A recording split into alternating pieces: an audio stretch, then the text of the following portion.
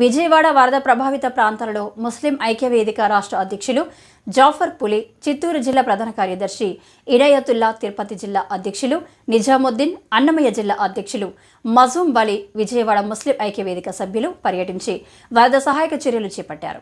ఈ సందర్భంగా వారు మాట్లాడుతూ విజయవాడలోని కనీ విని ఎరగని రీతిలో వరద ముంపు జరిగిందని, ఈ విపత్తు నుంచి బాధితులను కాపాడేందుకు ప్రభుత్వం అన్ని చర్యలు చేపట్టిందని అన్నారు. ముఖ్యమంత్రి చంద్రబాబు నాయుడు విజయవాడలో నిత్యం పర్యటిస్తూ బాధితుల కష్టాలను తెలుసుకుంటూ అండగా ఉంటున్నారని, ముఖ్యమంత్రి అండతో బాధితులు ధైర్యంగా ఉండగలుగుతున్నారని అన్నారు. ముస్లిం ఐక్యవేదిక వరద బాధితులకు అండగా ఉండే విధంగా కృషి చేస్తుందని అన్నారు.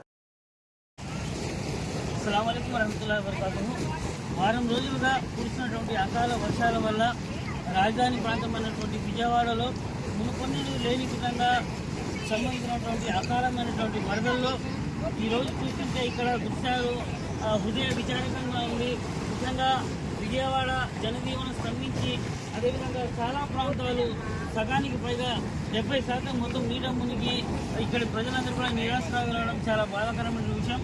ఇప్పుడే గత వారం రోజులుగా ముస్లిం ఐక్యవేదిక యుద్ధ ప్రాతిపదికన సహాయక చర్యలు పాల్గొంటున్నా కూడా ఈరోజు క్షేత్రస్థాయిలో సంపూర్ణ స్థాయి మొత్తం పర్యటన చేసి ఇక్కడ స్థితిగతుల మీద ఒక అధికార ప్రకటన కూడా మేము ఇవ్వాలనుకుంటాం. అందులో భాగంగా ఇది రావడం జరిగింది. చూస్తే ఇక్కడ ఏదైతే దీనికి ముఖ్యంగా ఈ కృష్ణానదికి అరికట్ట అయినటువంటి ప్రకాశం బ్యారేజ్ కూడా పాక్షికంగా దెబ్బతింది. ప్రభుత్వం కూడా దానికి మరమ్మతులు చేస్తూ ఉంది.